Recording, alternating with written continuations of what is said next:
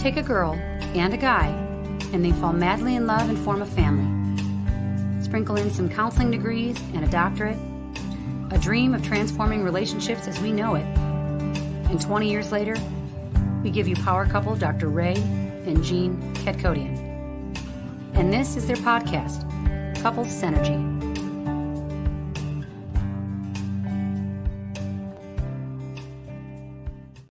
Hello and welcome back to another episode of Couple Synergy with Dr. Ray and Jean. Hi, I'm Dr. Ray. And I'm Jean, and this is our podcast about love, marriage, and relationships. Please check us out online at couplesynergy.com or on Facebook, Instagram, YouTube, Twitter, LinkedIn at Couple Synergy. And please subscribe to our podcast, leave us a review, or send us any suggestions on topics you'd like to hear more about. And now on to Couple Synergy, an in-depth look at love, marriage, and relationships, where we bring you our experience helping thousands of couples transform their relationships for over 25 years. You know, everyone says you should work on your relationship, but nobody teaches us how. So we've created this podcast to teach people what they can do to create the relationship they've always dreamed of with the partner they fell in love with. On today's episode, we'll be talking about why your husband doesn't believe what you say. Yes. Which is probably pretty controversial in what he said, how he said it, but it's absolutely true. It's absolutely true. Before we get into the topic, just want to talk a little bit about our podcast, which I'm pretty proud of, is that we have over 400,000 unique downloads, and then we also are in like 150 countries, and this podcast has grown on its own. It's just become its own entity, which has really been an awesome thing. You know, that's always been our dream, is to have this really gift we have of working with couples to share it with the world, and to know that the world is hopefully benefiting from listening to us is awesome. Yeah. And, you know, one thing I'm really kind of happy about is that we're also going to be interviewing Dan Millman on our podcast. And he is the author of The Way of the Peaceful Warrior, which was it's a huge and the life book. you were born to live, and the journey of Socrates. Yeah. And it's very exciting that we're going to have him on our podcast, and be able to share that episode for all of our audience out there. Yeah, that's going to be an awesome one. That's going to be really great. Not that you believe anything I say. Maybe. No, I don't. You know, this is something that we teach people, and it's such a simple and huge concept. And that is that women believe what men say and not what they do. And men believe what women do and not what they say. Right. You know, and so often we see couples after maybe 20 years of marriage, and she's been saying the same thing over and over and over again. I don't like this, or I don't like that, or, this really bothers me. But she keeps acting in a way that supports that there isn't really a problem. Yeah. Right. And so then she finally gets to a place where she's ready to act. She's going to do and not just say. And he looks at her shocked, like, well, what do you mean this is a problem? And she's like, I've been telling you this for 20 years. And he goes, yeah, well, I just thought you were nagging. Well, many times we have couples and we ask them, how long has the problem been going on? And, he'll say 6 months, and then she'll say it's been going on for 2-3 years. Right. So she has been feeling that there's a problem for such a long time. She's been saying something. She's maybe not, maybe direct and also indirect ways, that she's been trying to communicate this to him, and he just doesn't hear what she says, right? He doesn't believe that what she's saying is true. I remember this one couple we were working with, and he attempted to go on a date, and she found out about it, and they were married for 20 something years. Oh. And, as they were trying to work through that, I asked her, I said, if there's a video camera in your home and it was there before this happened and after this happened, what would look different if there were no sound? Right. And she said, nothing. I'm still doing everything I do. I said, so when you watch your shows, you're sitting in the same spot and you're eating meals together and you're doing the laundry and you're going to work and he's going to work and you guys look exactly the same as before that. And she was like, we do. And I said, you got to do something different. He thinks everything's okay because you're acting as though everything is okay. So she started, when they were going to watch TV, she'd get up and go in the other room and watch what she wanted, or she'd go read a book, or she would do something else that he would get the message that, hey, something's not okay. And then he finally would come and look for her and they started having conversations. But before that, even with that big thing, he didn't want to talk about it. He wanted everything to look okay too. Well, for him and his perspective is that if she's saying all of these things that she wants different, but she's doing the same actions. So, continuing the same routine over and over and over again, he doesn't believe that what she's saying is true. He's like, oh, she's just, this is just a whim, right?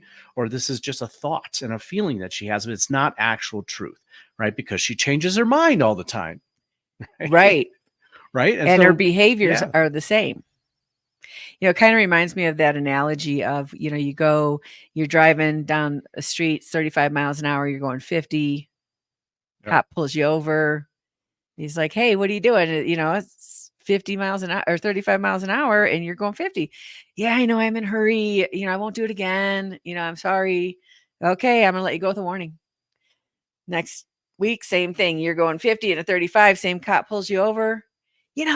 We talked about this. There's kids in this neighborhood. You're going to hurt somebody. You should really slow down. Yeah, I know.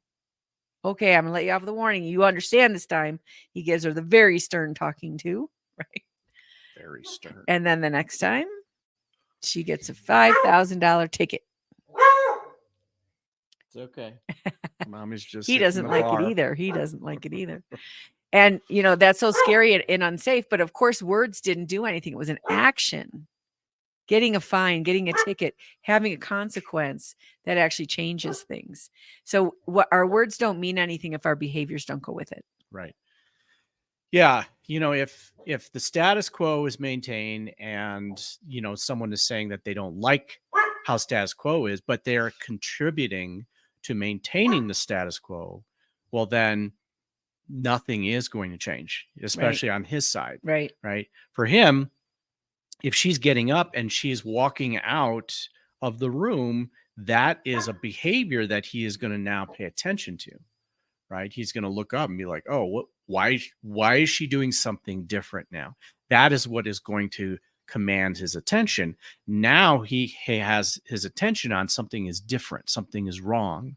And so now it opens the door to actually make a shift and a change. Yeah. We see this all the time where a couple gets into some kind of conflict. Maybe he doesn't come home from work when he normally does. He's a little bit later or, whatever. It doesn't matter which one. It could be him, could be her. And then they're obviously in a conflict. They don't like it. But then the next morning they are like, everything's fine. Or maybe not the next morning, but soon enough, and they never talk about it. They never resolve it. They never really share what's really hurting, and they don't do anything different. And that's where that saying comes, right? It's easier to ask for forgiveness than permission. Right. Yeah. And there's some truth to that, and it's the hard part is when are you really saying something that's heartfelt and no one really believes you because all the other times you talked, you betrayed yourself. You went and did something that you don't even feel good about because, maybe you're afraid he's going to leave. Maybe you're afraid of, it's going to hurt the family or someone's going to get upset. Whatever the reasons are, that bill comes due down the line and it just grows like a credit card, right? The interest rate. And, being authentic and genuine in a relationship means it doesn't hurt the other person. It calls them to be a better person. And if you are enabling your spouse to behave badly, and that ultimately hurts them as a person as well, if they're not living with integrity and being honest and contributing in the relationship, well, then you've hurt both of you. Mm-hmm.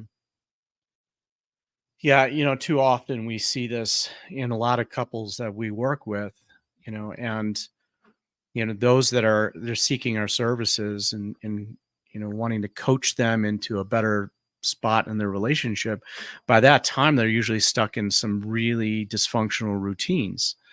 And it happens to every couple, especially couples have been together for such a long time. The natural tendency is to kind of fall into a pattern and into a routine. But then also, the natural tendency is to want change, is to want something different, right? And so when a couple wants something different because they've gotten stuck into a rut, one partner or both, or one or the other, is going to start saying something, is going to start wanting something different. But that pull of wanting to get back into the routine, into the status quo, is it's ingrained. And so it's really hard for them to get out of that, and it takes both of them working at it together in order to make that change happen. For men, if they're hearing, their spouse say they want something different, but they continue to contribute to the same old, well, they're going to stay stuck in that rut too. Right. And for women, if they're seeing their husband do different things, or they're hearing their husband say these things, I'm going to change. I'm going to do it different next but time. they're not doing Right. anything different, Mhm. then that's what they start to believe in, right? They believe in the words, but they don't really believe in what they're doing. So, what's really going on is something much deeper. And we know this because we've been working with couples, since the early 2000s, and we don't know ourselves very well. And we learn a lot of things about life and about relationships in an unconscious way. And when we're working with someone, that's what we're helping them discover is, why do you keep doing the same thing and you don't like what's happening, but you keep doing the same thing? And typically the reason is, ready for it? You have a conflicting need that is getting met. So you might have that need of not getting abandoned or destroying your relationship versus that need to, let someone know that you're uncomfortable with something or that something bothers you. It's easier for you to control not talking about something that bothers you than it is to bring something up and you don't know the outcome of that. You don't know if he's going to go, you know what, you're too much and I'm done with you. Or if he's going to go, yeah, I'm not happy either. Let's work on this. And that's another little secret, right? So many women think that men are halfway out the door all the time. And they may be behaving like that, but they're mostly behaving like that because even as boys, their moms let them get away with stuff, and so they just are used to getting away with stuff. But the truth is, they are at least as much afraid, if not more, of you leaving them. For sure. Countless number of couples we work with, when I work with the men, they say that they don't want their spouse to leave, and they're going to do whatever it takes at that point to make sure that that doesn't happen. Right. And it seems like it's kind of like, at the last hour that they're really stepping up to do something different. But it's at that point in time that their wife is actually done she's something. really She stopped doing talking. something different. Yeah. She does have one foot out the door, and that really wakes him up and Mhm. says, this is different. This is different than what she has been Yeah. saying all along. And now this is your chance to do something, to change and to step up. Right. Yep. And that's what I see. A lot of guys do that. They really do a huge transformation, and they start to become the men that they wanted to become. And they typically had no idea how. And so they just didn't. They didn't know how, and they didn't have the motivation to do it. And so typically women are more aware of unhappiness in the relationship first. Yeah. Which is why it's the way our brains are designed, right? We're designed to seek out problems. And we're designed that way because we have to look at a baby and figure out, what does it need? It can't tell me, it doesn't speak. So I have to read its eyes and its cry and whatever else it's doing to try to figure out how to meet this baby's needs. And a woman also has to look in the environment long before there's real threat to kind of guess at, is this a potential threat? So I have a better chance of surviving a potential threat if I'm aware of it and change before it's a threat because I'm probably going to lose if something really bad's going to happen. And so we are seekers of problems. Women find and solve problems that have never existed, probably 1,000 a day. You women know what I'm talking about. And it's so hard when we're stuck in that place because we're constantly almost in this fight or flight place. So our prefrontal cortex, where we think and problem solve, it's not getting much energy because all that energy is going to fear and what ifs and problem solving and today, yesterday, next week, all of that kind of stuff. And, if you guys want to learn how to do things different, this is what we teach people in our couple to couple program. And it's amazing to watch couples shift. And it doesn't matter how long they've been stuck, 6 years, 20 years, there's things that you can learn that can really help you do things different and better. But if you're just talking and your behavior doesn't match it, he's not listening. Yeah, and it does take both people to really make that shift and that change in their relationship. Men have to learn their role and they have to step into that role. And, women, they have to learn their role within the marriage and how that relationship works together. And they have to step into that role. And, it can't be done just by one person. This is something that has to be done together as a couple. And I would say not just learn their role, but define it. The couple has to define it because the roles that we've had historically have completely changed. They're gone. Right. And so every marriage is tasked with deciding for themselves what they want and how to get there. So we want to thank you for joining us today on Couple Synergy. Our passion is in helping couples and people have happy and healthy relationships. And this podcast gives us a fun way of bringing our knowledge and expertise to you, our listeners. For all of you listening, please let us know how you enjoyed the show. If you have any questions, comments, or topic suggestions, please email us at contact@couplesynergy.com. For more information about Couple Synergy and our programs, such as Relationship 101, the home study course, the next Couples Relationship Enhancement Weekend, and our premier couples coaching program called Couple to Couple, look us up online at couplesynergy.com. And if you know someone who could benefit from this episode, please download it and share it. And thank you for listening. Until next time, synergize your life and synergize your love. You have been listening to Couple Synergy with Dr. Ray and Jean Ketkodian. Couple Synergy was recorded, edited, and produced by Dr. Ray and Jean Ketkodian. Voiceover and music entitled Breathe and Let Go was recorded and composed by Gina Gonzalez.